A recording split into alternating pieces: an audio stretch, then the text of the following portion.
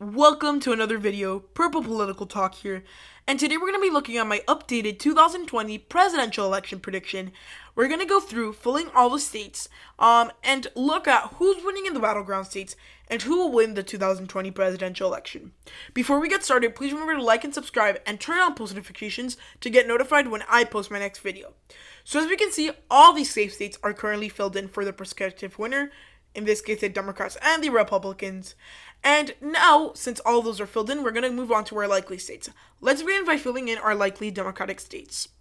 At this point, the Democrats have a quite large collection of likely states, just ranging from states like Nevada all the way to Minnesota, to Michigan at this point, Virginia, New Hampshire. So this is very good for the Democrats because we're seeing a couple things. The trends they had in 2016 are continuing to go with them. And this is good for them. And there's a lot of different factors why some of these races might be going for one party or the other. And let's take a look at them. So, in Nevada, the Democrats are winning by a likely margin because the Latino population is quite high there, and especially because the Latino population in the state of Nevada tends to vote more progressively compared to other states, as well as the fact that in Nevada, the economy is somewhat in ruins due to the closure, and the state's biggest economic resource, Las Vegas, Nevada, was shut down for three to 4 months, which wasn't good for them.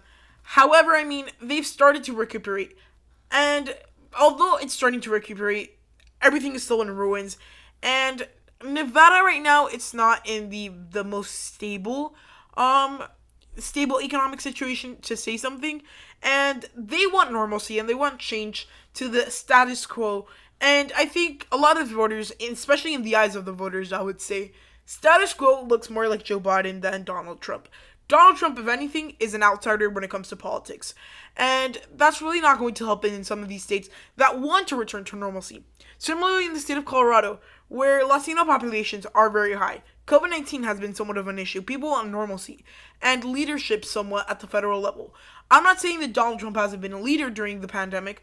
What I am saying is that people in Colorado have been proven to say that Donald Trump, in their opinion, hasn't been leading the country correctly when it comes to COVID-19.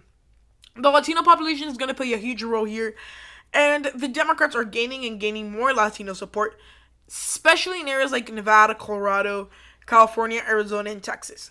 While in other parts of the country, they might not be gaining as much support as quickly.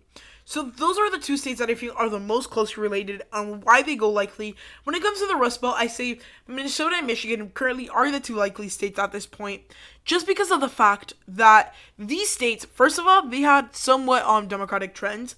The polls are showing Biden ahead by a lot. In Michigan, it's around almost 7 points. Minnesota, I think it's a little bit more, almost 8 points, which is really good for the Democratic Party at this time. And not only polls are showing this, but the JHK forecast has a huge chance of victory for Joe Biden. Again, a great sign for the Biden campaign. And when it comes to the state of Virginia, I think it's just suburbs that are flipping. The state of Virginia, honestly, when you think about it, it's going to the Democrats at this point, and it hasn't been polled since August of last year, which tells us one thing: Republicans won't even try contesting here, which essentially means two things. One, Democrats are going to carry by a larger margin, since the Republicans are not going to be that excited to vote, since, Trump is not doing too many rallies like he did in 2016. And second of all, the Biden campaign doesn't really have to spend too much money here, which is also good, as they could just move on to other states. So, with this state, it's just suburbs. This state is majority suburbs. So you have a lot of vote in the Washington, D.C. suburbs, Richmond suburbs, and the Virginia Beach suburbs. So essentially, the whole state is made up of suburbs, which is very good for the Democrats, as those are groups of voters that are now trending a lot more Democratic. Last but not least, in the Democratic likely states is the state of New Hampshire. This state has, for no doubt, been a swing state historically, and in recent modern history, it's been trending a lot Democratic. currently have two senators that are from the Democrats, and you can tell how bipartisan the state is because they have a Republican governor. However, when it comes to the 2020 presidential election, I think that is not going to be the same luck for Donald Trump. This race was close in 2016. However, 2020 is not 2016, and Joe Biden is looking like he might win there by around 5 to 10 points, which is a substantial margin considering how close this race was in 2016. And essentially, it's a lot of the voters, mostly more affluent voters of the Northeast in a lot of areas, as well as a lot of small town vote, which really helps out the Democrats surprisingly. And realistically, there's no real big cities in New Hampshire. Yeah, there are a couple smaller ones. However, I mean, the Democrats are performing very well here. Is it completely out of the picture for Donald Trump at this point? Probably not. However, it's not looking super likely either. So now that we're done with our Democratic likely states, and we're currently at 248 electoral votes for the Democrats, let's go into our Republican likely states and fill in this map for the Republicans, at least the first couple of states for them. So right now, there's a couple likely states for the Republicans. Alaska is a great example, Mississippi, South Carolina, and Missouri at this point are all great examples of likely states for the Republican Party. These states all fall into this column for one major reason. These are states that have either A, a big minority, or B, have a very unstable political system when it comes to voting for partisan. So, in the state of Alaska, that's a state that kind of has a little bit more unstable when it comes to voting a lot more partisan, as this state has a big third-party presence and a big anti-Trump presence. A lot of the Republicans in the state of Alaska are moderate to liberal Republicans, as well as the amount of Democrats who mostly vote with the Democratic Party of this state. And you have a lot of third-party votes. So we have Libertarian vote that goes mostly to Donald Trump. We have Green Party vote that goes to mostly Joe Biden. And you also have a very far-right party in the state of Alaska that helps out the Republicans. Is it going to be super contested and going to come down to the last couple thousand votes? No. By no means that's going to happen. However, what will end up happening is that we're going to start to see a race where it's going to narrow down and it's going to be the margin of victory a lot smaller than it was for Donald Trump in 2016. When it comes to Missouri, Mississippi, and South Carolina, all of them have one thing in common. And it's that there's big African-American bases in all these places. Mississippi and South Carolina are part of the Deep South, and they have a lot of African-American voters. Considering African-American turnout will be high this election, that just shows good signs for the Democrats. Again, similarly to Alaska, are Democrats going to win here? Probably not. However, it's still a somewhat of a large development from them and a breakthrough that they're able to get some of these states closer with a non-African American candidate on the ticket. Because, I mean, Obama did exceptionally in the Deep South because he is black. And he's able to get all this black support, which is really good for the Democrats. Joe Biden was part of that administration, so that might really help out. Missouri has two big Democratic areas in Kansas City and St. Louis. St. Louis, we recently saw a very interesting thing out of one of the House primaries where a Democratic challenger that was ultra-progressive beat out incumbent establishment Lacey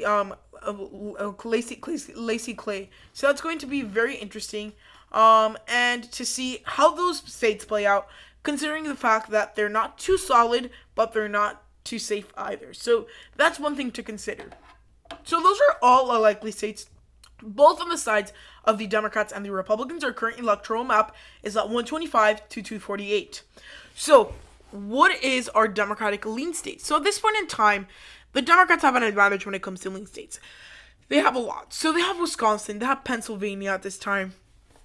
Florida at this time looks like it's going by lean margins to the Democrats. Arizona is looking like it's going to go by lean margin to the Democrats. And not only is it 4 states, which is somewhat a lot when it comes to lean margins, but the amount of electoral votes you're getting. So you're getting 11 in Arizona, 10 in Wisconsin, 20 in Pennsylvania, 29 in Florida. That's very good for the Democratic Party, and they should be pretty happy with their lead here. I mean, polls constantly show Biden ahead in Arizona by at least 3 points, Wisconsin by at least 4, Pennsylvania by 4, and Florida by around 4 as well. So some of these polls, are they completely right? maybe not, but they're giving us a good indication. And some of these states have been trending Democratic. We saw how Florida, 2 House districts flip in 2018, and it was a very close midterm in the state of Florida. However, Democrats, they lost their statewide seats, which might not be a good sign for them. However, Joe Biden is doing very well here. He's raising a lot of money, and he's doing very well. So generally speaking, I see that's in the lean margin. When it comes to the Rust Belt, a lot of these areas are flipping. First of all, because 10,000 votes is pretty much absolutely nothing. Even close races when it comes to primaries, where there's a small amount of votes, 10,000 votes is very small margin. And when it comes to a presidential election, flipping 10,000 votes is kind of easy. In a lot of counties, 10,000 votes could just be made up by flipping 1% of the vote, which, I mean, is doable for the Democratic Party in a lot of places like Michigan and Wisconsin and Pennsylvania. And at this point, just with latest trends and considering the fact that states like Wisconsin and Pennsylvania might lean a little bit more red, I think it's safe putting it in the lean Democratic column. So those are all our states in the lean Democratic column. Let's go on to our Republican lean column. So right now, a lot of these bigger states that are currently outstanding, most of them are going to the Republican lean column. Texas, Georgia, Ohio, and Georgia and Iowa. So these states all have one major thing in common. What is it? Well, essentially it is that these places are Republican states at heart, who Republicans are becoming more unpopular. And demographic changes are also affecting these states' elections. So in Texas, you have Latino support increasing for Biden. You also have many suburban voters from areas like Houston that used to vote a lot more Republican are now flipping. Is this going to flip in 2020? I personally do not think so, just with some of the evidence that we do have. And while leading the polls might be very, very good for the Democrats in Texas, that essentially doesn't guarantee you anything. So, and considering the fact that it has a very long history of being a solidly Republican state that has been kind of losing it up, and maybe in 2024 it's going to flip, but I don't think 2020 is the year, just because, I mean, Republicans are still going to have support. And I mean, we're seeing the same thing in Georgia, where African American turnout is really helping out the Democrats. And Democrats winning in Georgia is something that looks a little bit more realistic. And at this point in time, I think that Texas will vote a little bit to the right of Georgia, but I mean, it's going to be close.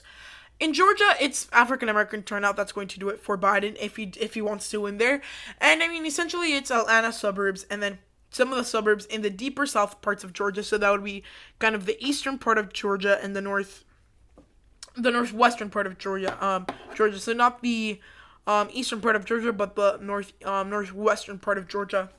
That area might really give the victory out to the Democratic Party. So, I mean, at this point, Georgia is a state that realistically we don't know if Biden has a large chance of flipping here. However, I mean, the Republican Party is losing support, as well as they are in Ohio and Iowa. But since these states won by around 5 points in 2016, saying that they're going to flip to Biden, they're going to have to flip 5% of the vote. And they're going to have to get a lot of support for areas where they used to have a lot of voters, but now they don't. That's going to be a lot harder for them to win there in Iowa and Ohio. So these states are trending Republican somewhat. And, I mean, although Democrats might be gaining nationwide, that does not necessarily mean they're going to win these states that truly are Republican states at heart. So those are all our lean states for both the Democrats and the Republicans. Our current map is 318 to 203. Currently, the Democrats won the election, according to this map, and there's only three races to call. Those are the 2 congressional districts in Nebraska's 2nd congressional district and Maine's 2nd, and North Carolina's presidential race. So right now, I mean, North Carolina is a hard state to predict, but I'm going to go out on a limb and make a bold prediction here. I'm going to say that Donald Trump is narrowly leading in the state of North Carolina. Is it going to go by a lot? Probably not, but I mean, Donald Trump has a quite large base here, and even when Barack Obama won this, where he had extreme turnout in a lot of places, he only won by less than 1%, which, again, against John McCain, mind you, who is not that popular of a candidate. Again, demographics have shifted, which is also in play, but North Carolina is a state that has a lot of Republican voters, and realistically, they are a state where there is a big Republican base. And if anything we've learned from the last couple of elections, having a base that actually goes out to vote is more important than having a larger base. Republicans rely on a quite more small base than the Democrats that consistently always goes out to vote. While the Democrats consist of a larger base that doesn't oftenly go out to vote for the most part. So that is good for them in the state of North Carolina, which really helps out the Democrats, in the Republicans actually, because they have a larger base in the state of North Carolina. So that's why I think North Carolina is going to the Republican Party. And when it comes to the two districts, at this point in time, I don't really know what to say. Because, I mean, in the polls, they're not that close. They're +3 for Biden. However, it's a little hard to tell. I'm going to go on a limb here. I'm going to say Maine's narrowly goes to Trump, but like less than 1%. I think it's going to be super close just because of the rural vote here. And since COVID-19 hasn't been as affected in Maine's 2nd congressional district, essentially Trump might have an easier chance of winning here, and I think it's pretty likely. However, on the Nebraska 2nd, I think Joe Biden can narrowly pull it out just because there's a lot of Democratic votes there, and with high turnout and high excitement, I think it's pretty easy to see that Joe Biden does have a chance in that district. So overall, we can see that our current map stands at 219 Republican electoral votes and 319 Democratic electoral votes, and we can tell one big thing. One, Joe Biden's lead is somewhat diminishing. However, that doesn't mean he's going to lose the election. And again, Donald Trump is currently behind. Again, that does not mean he's going to lose the election. So, I mean, there is still a couple, I think 90 days until the election, which is going to be interesting to see how everything plays out with some of these races. And we'll stay tuned as we will be covering more of the 2020 presidential election. Hope you enjoyed the video, and if so, please give it a huge thumbs up, like, subscribe, and turn on post notifications to get notified when I post my next video. Hope you enjoyed the video, and goodbye.